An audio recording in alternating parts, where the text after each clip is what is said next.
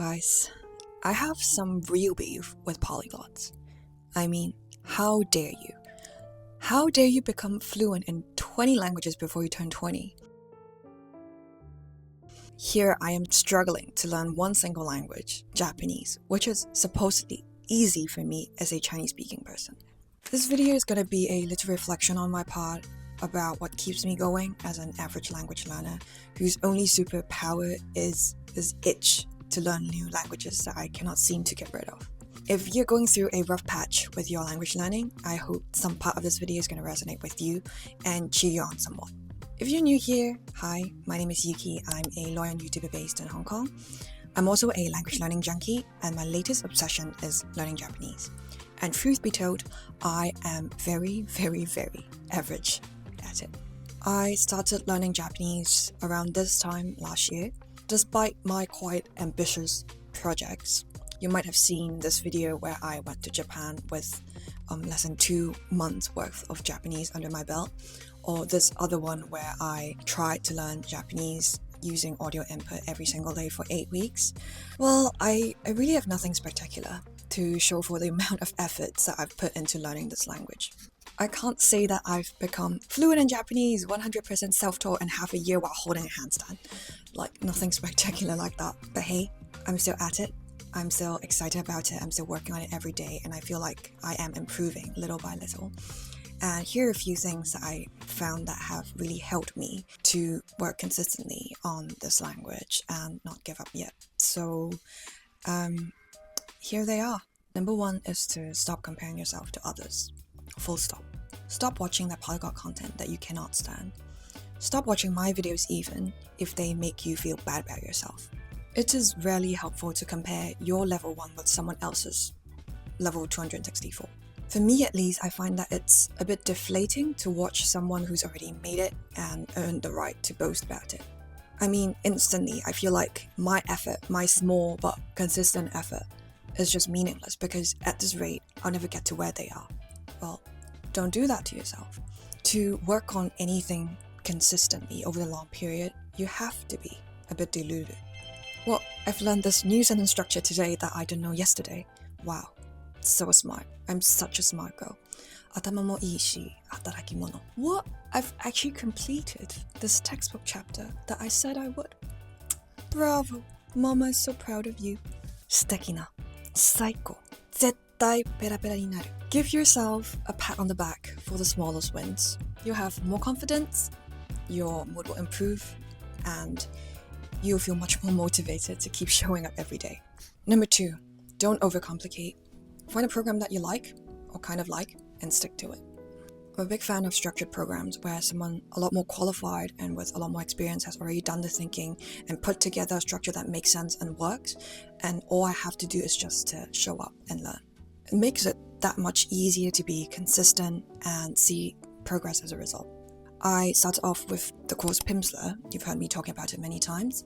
And then I've had this pretty structured thing learning with Japanese podcasts using Mirror. And now I'm using the Mikuru Japanese course.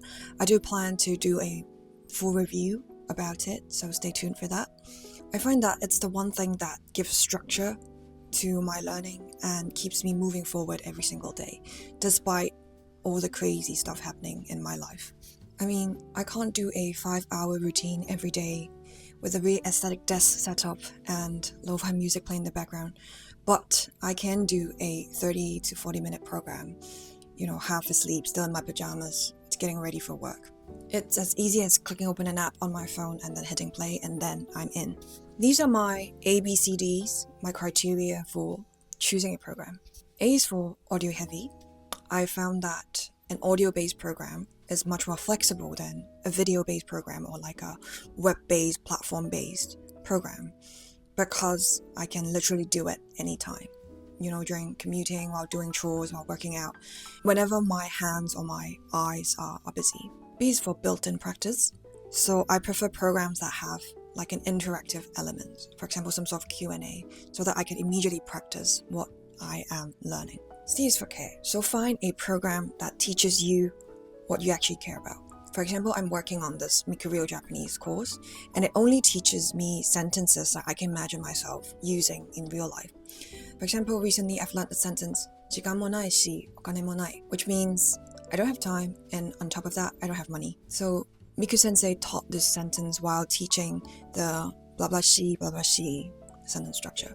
The good thing about being self-learners is that you can skip over all the stuff that doesn't interest you and just focus on the things that are fun and useful to you personally, and you can learn that much quicker because of the interest and the passion. Another thing is that I think it's easy to fall into the trap of committing to too much at the beginning when you're really excited and motivated and you want to take on as much as possible.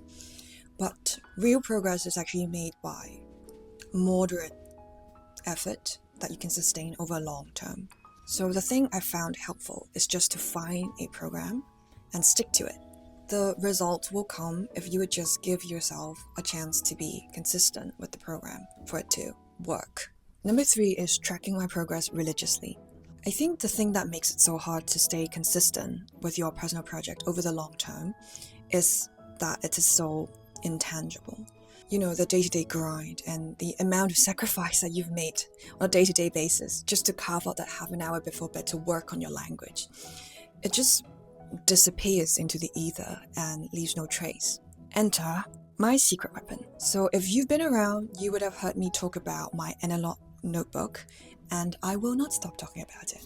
So this is my main spread where I have a very simple system to track how I spend my time. So this gives me a good overview of how I've spent my time in the last month and keeps me honest.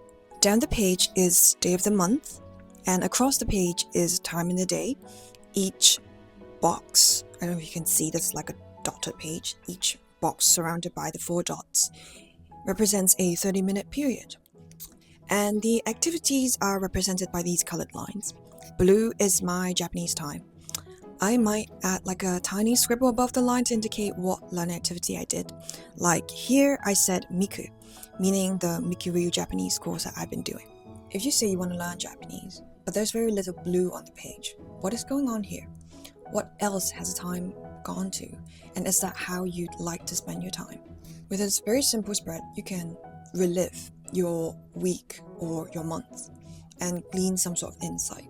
For example, this week I've done less for my Japanese, but that's because I have worked a lot. Look at these 5 very sad grey lines. And then there's this office social event, which is in green. How do I feel about it? Maybe I shouldn't work so much. And then this is my project page. If I'm working on a project, I like to have a separate page like this, which makes it easier to see if I manage to tick off each day. At the top, I have a goal and my action points. And below, I have a grid, which is like a mini calendar, each box representing a single day. Here in the boxes, I may add more information about that project. And then here is another example from the earlier experiment I've done with the 8-week audio input learning. Literally anything goes. There's no rule as to how you're supposed to record this. You can make it as complex or as simple as you want it.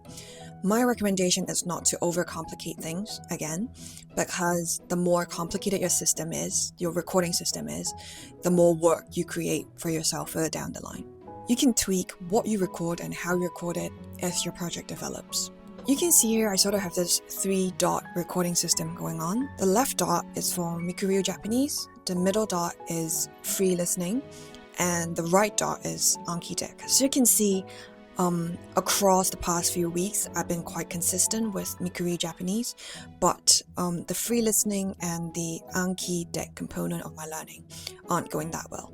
So my point is, don't let your effort disappear into the ether. Make each day count by actually counting them. You know, this is a very simple recording system. It takes no more than 5 minutes at the end of each day for me to record what I've done for that day and, you know, what stuff I've been working on. Then whenever you feel like I'm a bit down, I'm a bit bored, I don't really want to do the work, you know, motivation's waning a bit, you have solid visual proof all on one page that proves to you that you have come a long way. If not in terms of progress you can boast about than at least in terms of the hours and the sweat and tears you've put into learning this language. And bonus, you've got this very simple but solid system to observe your day-to-day life with a bit of distance and make intentional changes to support the things you want to prioritize. Number 4, really savor the feeling that your world is expanding. Before learning Japanese, I never really used to see the Japanese that is all around me, even though it's used everywhere, like storefronts and snack packages and random ads and, cute Japanese magazines that comes with knickknacks. But now they pop out at me, and I find myself pausing, reading everything, and delight in the fact that sometimes I can understand what a beautiful feeling this is. I can now make sense of and be touched by things that used to just be noise. Like this. Like this snack package that Kit Kat made. I can now understand it. Kitto ashita mo akaru hi. I can now make sounds that I didn't used to make and express myself in completely new ways. I am literally expanding, and the world around me is literally expanding because I've gone out of my way to learn this new language.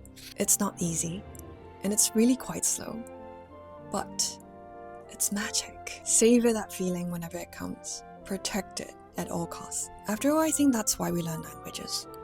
Beyond the very surface level reasons of I want to be able to understand anime without subtitles, or Japanese sounds really cool, really cute.